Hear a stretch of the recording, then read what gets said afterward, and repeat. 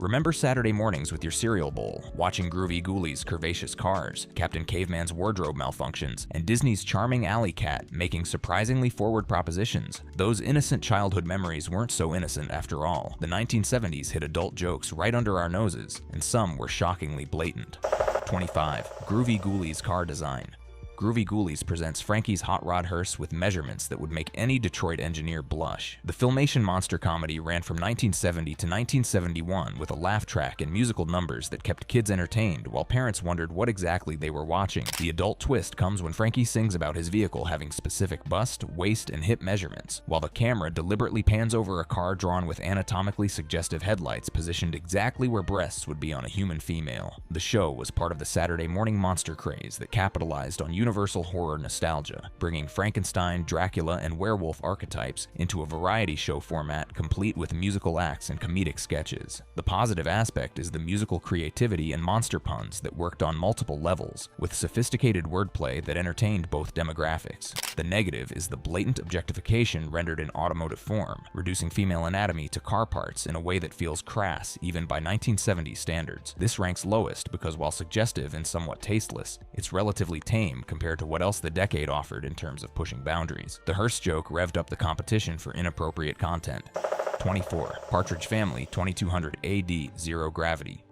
Let's go to the far future of 2200, where the Partridge Family floats through space-age adventures with gravity-defying animation choices. Hanna-Barbera's 1974 animated reboot of the live-action sitcom placed the musical family in a sci-fi setting complete with futuristic instruments, alien encounters, and spaceship tours that somehow always involved compromising situations. The adult content appears during zero-gravity sequences where teenage Laurie's skirt repeatedly floats upward, while Brother Keith suffers conspicuous animated nosebleeds that left no doubt about what was causing his medical distress. The space setting provided convenient cover for animation choices that would be harder to justify in Earthbound episodes where gravity functions normally and wardrobe malfunctions require actual narrative explanation. The show benefited from name recognition and the continuing popularity of the Partridge Family brand, which had ended its live-action run just 2 years earlier, bringing built-in audiences who wanted more of the musical family. The downside was the obvious pandering to adult viewers and the uncomfortable implications of animating minors in compromising positions that today would never make it past the concept stage. This ranks here because the gag was repetitive across multiple episodes, but relatively subtle in execution compared to more blatant entries. From here, things get more deliberate and harder to dismiss as an accident.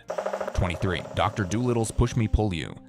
The DePassy Freyling and NBC adaptation of Dr. Dolittle featured the two-headed llama with competing romantic agendas that created uncomfortable listening for anyone over 12. The 1970 to 1971 series brought Hugh Lofting's veterinary adventurer to Saturday morning television with talking animals, exotic locales, and apparently a writing staff that enjoyed pushing the envelope on what counted as appropriate animal behavior. The Push Me Pull You's dual heads constantly bicker about which one gets priority during evening encounters with lady llamas, arguing over whose turn it is with implications that become increasingly impossible to ignore as episodes progress. The show rode the wave of the 1967 Rex Harrison musical film adaptation, which had brought the character back into cultural consciousness and offered educational elements about animals alongside the comedy, teaching children about habitats and species, while also teaching them about innuendo, apparently. The character design was creative, and the verbal sparring showed genuine wit in the writing, with rapid-fire dialogue that demonstrated actual comedic talent. The problem was the frequency of these arguments, which became increasingly transparent in their implications, until even the densest viewer couldn't miss what was being discussed. This entry lands here because the innuendo required the audience to fill in blanks rather than showing anything explicitly, relying on suggestion and implication rather than direct statement. The double-headed setup doubled the trouble in the suggestive content. 22. Wheelie and the Chopper Bunch Bragging. Wheelie and the Chopper Bunch presents biker gang leader Revs and his eye on mechanical innuendo that sounds innocent in transcript but questionable in delivery. Hanna-Barbera's 1974 series featured a Volkswagen Beetle pursued by motorcycle gang antagonists in what amounted to a vehicular chase show with automotive machismo turned up to 11. Revs constantly boasts about riding all night and showing female vehicles as pistons in dialogue that sounds innocent until adult ears catch the double meaning embedded in every other sentence. The show tapped into 1970s biker culture during the post-Easy Rider era, when motorcycle gangs permeated popular culture and represented freedom, rebellion, and counterculture values that had become somewhat mainstream by mid-decade. The animation was energetic, and the car versus motorcycle dynamic created natural conflict that drove stories forward without requiring complex plotting. The weakness was repetitive plots that followed the same chase formula, and the fact that anthropomorphized vehicles discussing intimacy raises philosophical questions nobody asked for or wanted answered. This ranks here because automotive euphemisms only work if the audience makes the connection themselves, creating plausible deniability for the writers. The engines weren't the only things getting revved up in this show. 21. Sabrina brewing trouble. Sabrina and the Groovy Ghoulies with aunts were busy mixing more than just breakfast potions in their supernatural kitchen. This 1970 Filmation crossover combined the teenage witch with the monster crew in a variety format that blended sitcom elements with musical numbers and sketch comedy. The adult humor surfaces when Sabrina's aunts repeatedly brew love potions, causing male monsters to rip off clothing and chase anything moving in scenes that played like Benny Hill sketches transplanted into animation. The show existed during the height of Archie Comics' animated empire, when Filmation was adapting every property from Riverdale and milking the franchise for maximum Saturday morning coverage. The positive was the empowerment angle of female characters creating chaos through magical means, showing women as powerful agents rather than passive observers. The negative was the non-consensual nature of the potion effects, which hasn't aged well in an era more conscious of consent issues, making the comedy feel more problematic than playful. This entry appears here because consent issues aside, the stripping monsters played more for slapstick than genuine adult content. With the nudity implied rather than shown, the magic was working overtime in multiple ways throughout the series. 20. Fangface transformation, wardrobe malfunctions. Now let's talk about how Fangface transforms Teen Pugsley into a werewolf with predictable clothing casualties that became a guaranteed element of every episode. Ruby Spears created this 1978 series as a Scooby-Doo variant with a teenage werewolf solving mysteries alongside human friends in the standard van-driving format. Every transformation sequence dramatically shreds Pugsley's clothes, leaving him in nothing but tattered underwear that barely maintained network standards for children's programming. The show came late in the 1970s when the mystery-solving cartoon formula had been perfected and replicated endlessly across networks competing for Saturday morning dominance. The character design was memorable, with Fangface's exaggerated features, and the werewolf angle added legitimate danger compared to rubber mask villains who pose no real threat. The downside was the repetitive nature of the underwear gag, which appeared formulaic by episode 3 and tedious by episode 10, continuing anyway. This ranks here because while the near nudity was consistent and deliberate, it remained cartoonish rather than genuinely provocative, staying within acceptable boundaries. The full moon wasn't the only thing getting exposed in this series. 19. Valley of the Dinosaurs wardrobe issues. Hanna-Barbera's 1974 series followed a modern family trapped in a lost valley with cavemen and dinosaurs after their riverboat goes over a waterfall into a time-displaced ecosystem. The Cave family women wear fur bikinis, apparently tailored 2 sizes too small, with frequent accidental wardrobe malfunctions that the animators seem to delight in depicting. The premise tapped into the land of the lost territory, with time displacement adventure and educational dinosaur facts meant to justify the entertainment as instructional programming. The cross-cultural family dynamics between modern and cave families provided storytelling opportunities about communication, cooperation, and bridging different worldviews. The problem was the transparent exploitation of the cave women's minimal clothing, which served no narrative purpose and couldn't be justified by the presence of modern women wearing appropriate clothing. This entry lands here because the wardrobe choices were clearly deliberate but maintained plausible. Deniability as period-appropriate cave attire that just happened to be revealing. The valley wasn't the only thing being explored in this animated adventure.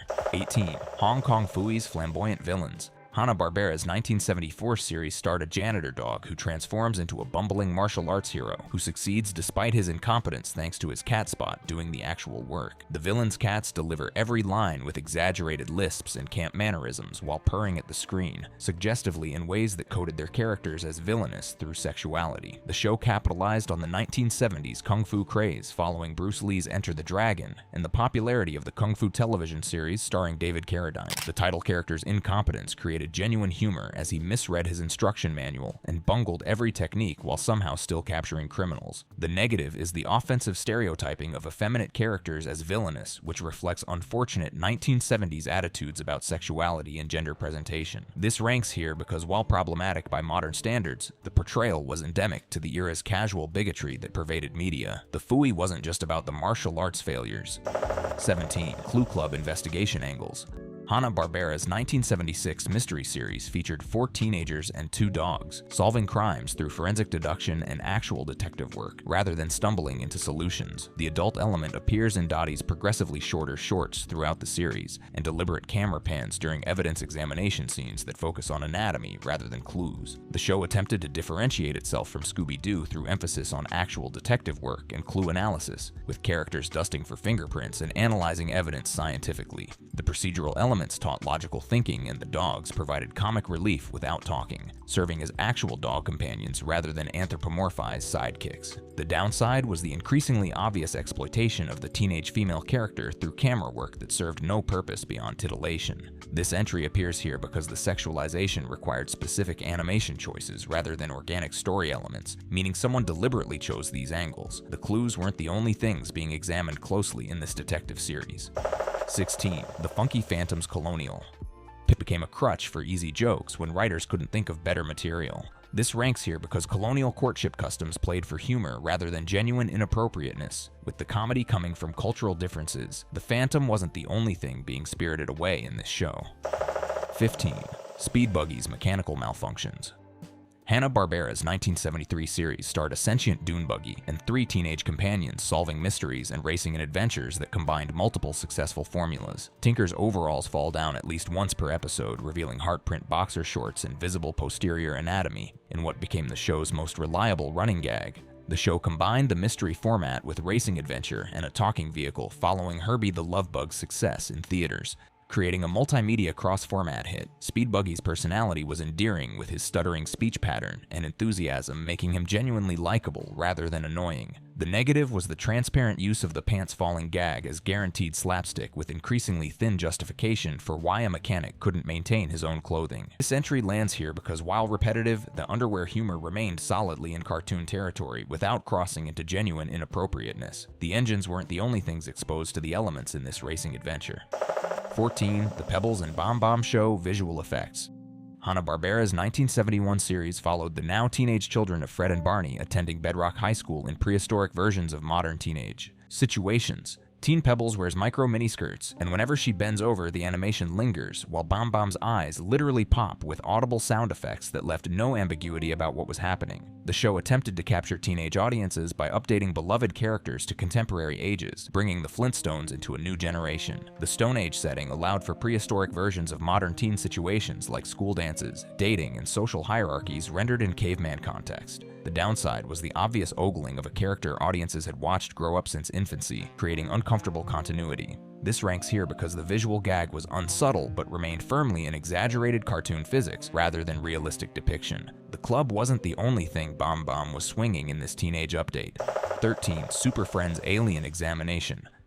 Hanna-Barbera's 1973 debut season established the Justice League format for Saturday morning audiences, bringing DC Comics heroes to animation with educational messages. In one episode, Aquaman gets strapped spread-eagle to an examination table while the alien villain announces intentions to probe him deeply for secrets as glowing implements descend toward his restrained body. The show brought DC Comics heroes to animation with educational messages and superhero action that taught cooperation and problem-solving alongside entertainment. The ensemble cast allowed for varied storylines, with different heroes featured each episode, and the heroes promoted cooperation over individual glory. The problem was the uncomfortable subtext of the restraint and probing scenario, which plays differently for adult viewers who understand alien abduction narratives. This entry appears here because the dialogue combined with the visual creates implications likely unintended by the writers but impossible to ignore. The probing went deeper than planned in this superhero adventure. 12. Hair Bear Bunch After Hours Entertainment. Hanna-Barbera's 1971 series featured 3 bears outsmarting their zookeepers Mr. Peevely and Botch through elaborate schemes that showcased creativity and resourcefulness. The bears regularly convert their cave into a disco complete with go-go dancing female animals in bikinis and a bear bartender serving hard liquor to an animal clientele. The show capitalized on hippie culture and anti-establishment comedy while teaching cleverness and friendship through stories of underdogs outwitting authority figures. The bears' elaborate schemes demonstrated creativity and problem-solving as they transformed their basic cave into luxury accommodations. The negative was the clear depiction of an animal nightclub with alcohol service and dancing in minimal clothing that belonged in adult entertainment rather than children's programming. This ranks here because the show explicitly created an adult entertainment environment within a children's cartoon, rather than implying it. The cave wasn't the only thing that was happening in this zoo. 11. The Jackson 5 audience participation. Rankin Bass produced this 1971 series during the peak of Jackson 5 popularity, featuring fictionalized adventures between musical performances that showcased their hits. Multiple episodes show screaming teenage girls throwing undergarments on stage during performances in scenes that animated actual concert behavior. The show documented actual Beatlemania-style fan behavior that occurred at real Jackson 5 concerts, reflecting reality rather than inventing it for shock value. The musical performances were well animated with quality that surpassed typical Saturday morning standards, and the family dynamics added depth beyond the musical elements. The downside was depicting minors in highly sexualized fan scenarios, even if reflecting reality, raising questions about what should be shown in children's programming. This entry lands here because the show animated actual fan behavior, rather than inventing inappropriate content, documenting culture rather than creating it. The music wasn't the only thing being thrown around at these animated concerts. 10. Scooby's All-Star Laff-A-Lympics performance enhancement. Hanna-Barbera's 1977 crossover event gathered characters from across their universe for Olympic-style competitions that showcased the entire stable of properties. The villainous Really Rotten's team uses giant carrots explicitly labeled as steroids, while Snagglepuss performs warm-up stretches resembling pelvic thrusts in what cannot be dismissed as coincidence. The show created an animated sports entertainment spectacle with dozens of characters competing across 3 teams, representing heroes, villains, and comic relief. The variety kept episodes fresh, and the competitive format added stakes that pure comedy shows lacked, creating genuine tension about outcomes. The problem was the casual reference to performance-enhancing drugs in a children's sports show that should have promoted fair play. This ranks here because the show put the steroid label directly on screen rather than implying it, eliminating any plausible deniability. The competition was heating up in multiple ways throughout this crossover event. 9. Jabberjaw's satisfying performance. Hanna-Barbera's 1976 underwater series followed a teenage rock band and their shark drummer in the year 2076, solving mysteries between musical performances. The band performed songs with lyrics warning about keeping the shark satisfied or facing consequences of being bitten, punctuated by animated hip thrusts that clarified the meaning. The show combined the Scooby-Doo mystery format with underwater science fiction and musical performances in a triple-threat entertainment package. The futuristic setting allowed for creative vehicle and city designs that showcased imagination beyond standard Saturday morning fare. The negative was the transparency of the innuendo, which couldn't be explained away as accidental given the combination of lyrics and choreography. This entry appears here because the song lyrics combined with choreography created unmistakable implications that anyone over 10 would understand. The shark wasn't the only thing needing satisfaction in this underwater adventure. 8. The New Adventures of Gilligan Coconut Distillation. Filmation's 1974 animated continuation of the live-action sitcom returned the familiar characters to Saturday morning with the original voice cast intact. In one episode, the professor distills coconut rum, leading to the entire cast getting plastered with slurred speech, while Mrs. Howell performs a suggestive hula dance on Mr. Howell's lap, showing elderly intimacy. The show maintained the original cast's voice actors, providing continuity for fans of the live-action series that had ended in 1967. The animated format allowed for more slapstick and impossible situations that live-action couldn't achieve, including more exaggerated physical comedy. The downside was depicting beloved family characters in an extended drunk scene including implied spousal intimacy that crossed lines for children's programming. This ranks here because the show explicitly showed alcohol creation, consumption, and effects, rather than implying adult behavior. The coconuts were multi-purpose in ways Skipper never imagined during 3 seasons on CBS. 7. Jana of the Jungle Dominance Display. This 1978 segment on the Godzilla Power Hour featured a female jungle adventurer in episodic adventures that showcased a woman as an action hero. Jana swings through vines in a one-piece swimsuit while cracking a whip and growling at villains in what resembles fetish cosplay, complete with commanding presence and dominant behavior. The show provided female action hero representation during an era dominated by male protagonists, offering girls a powerful character to admire. The jungle setting allowed for adventure and animal allies that created episodic storytelling opportunities with exotic locales. The problem was the sexualized presentation of the character with costume and behavioral choices that served no narrative purpose beyond aesthetic appeal. This entry lands here because the character design and animation style clearly referenced adult imagery that shouldn't appear in children's programming. The jungle had multiple dangerous elements beyond the obvious wildlife threats. 6. Captain Caveman Loincloth Physics. Hanna-Barbera's 1977 series featured a caveman hero rescued from ice by 3 female teenage detectives who solve mysteries together. Captain Caveman's loincloth flies up or falls off at least once per episode, revealing cartoon bear posterior or conveniently placed objects that barely maintained broadcast standards. The show inverted the male detective-female sidekick formula with capable women and a bumbling male hero who succeeded through luck rather than skill.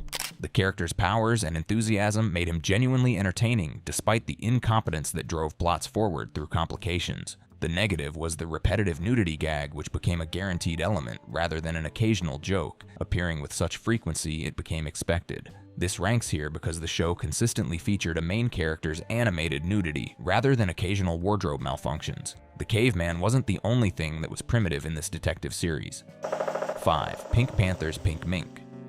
De Patier Verlang's 1970 short features a drunk socialite who mistakes the panther for a mink stole and takes him to bed in her penthouse apartment. The scene shows her draping the panther over her naked shoulders, lighting a cigarette and making suggestive comments about warmth and companionship while the panther realizes his predicament. The Pink Panther theatrical shorts maintained theatrical animation quality during television's dominance, preserving cinema standards in an era of cost-cutting television animation. The pantomime format worked internationally, and the character remained beloved across cultures without requiring translation or cultural adaptation. The problem was the explicit bedroom scene with a nude woman and cigarette in what was packaged for children through television airings. This entry appears here because the scene clearly depicted an adult bedroom situation that belonged in adult entertainment. The Panther found himself in more than a tight spot in this theatrical misadventure.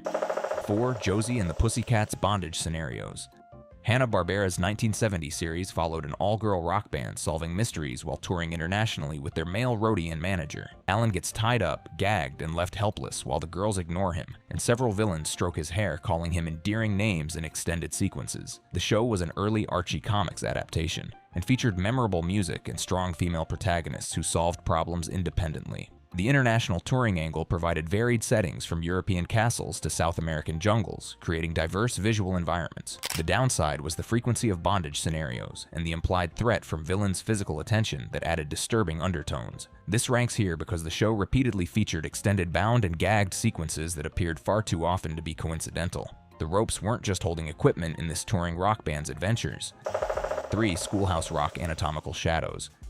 The 1975 educational segment taught children how legislation becomes law through memorable music that generations still remember today. The Bill character sits on Capitol steps with legs spread wide, and the shadow between his legs is deliberately drawn to resemble male anatomy in several frames throughout the segment. Schoolhouse Rock revolutionized educational television and taught multiple generations about grammar, math, science, and government through catchy songs. The songs remained genuinely effective teaching tools, with adults still able to recite them decades later, proving their educational value.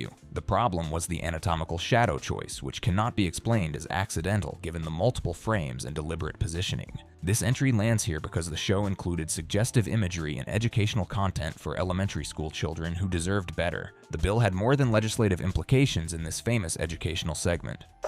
2. Harlem Globetrotters animated equipment. Hanna-Barbera's 1970 series followed the famous basketball team solving mysteries between exhibitions that showcased their trick plays. In one episode, the team's basketball is replaced by a curvaceous female-shaped ball that literally moans when bounced in scenes that defy explanation. The show capitalized on the Globetrotters' popularity and combined sports with mystery solving in a unique hybrid format. The team members provided representation, and the basketball sequences showcased actual trick plays that demonstrated real athletic skill. The negative was the creation of a sexualized object that moans during physical contact, which crosses lines regardless of animation context or intent. This ranks here because the show created an explicitly sexualized inanimate object making sounds during use that belonged nowhere near children's programming. The dribbling took on entirely different meaning in this basketball mystery show. 1. The Aristocats alley cat proposition.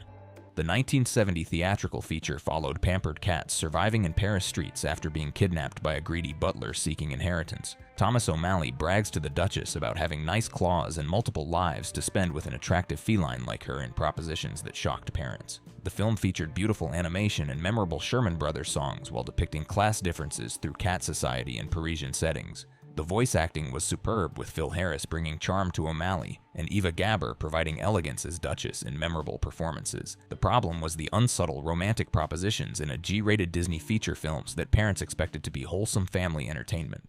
This tops the list because Disney explicitly included a tomcat, propositioning a female cat using transparent innuendo about spending his lives with her intimately. The alley cat wasn't subtle about his alley intentions toward the refined Duchess. The 1970s proved that Saturday morning cartoons contained more adult content than parents realized when dropping children in front of televisions unsupervised. Disney theatrical features weren't necessarily safer despite the studio's wholesome reputation built over decades. The decade's animation pushed boundaries that later eras would pull back from after parent groups organized, and networks established stricter standards. This created a unique period where innuendo flourished under the radar of network censors and concerned parent groups who were slower to organize. These 25 examples demonstrate that cartoonists understood their audience included adults forced to watch alongside children during Saturday morning marathons. They crafted content accordingly with layers of meaning that entertained both demographics through different interpretations of the same material. The legacy remains in clip compilations and adult viewers revisiting childhood favorites with new understanding of what actually aired during the decade that taste forgot and standards hadn't yet restricted. Thanks for watching.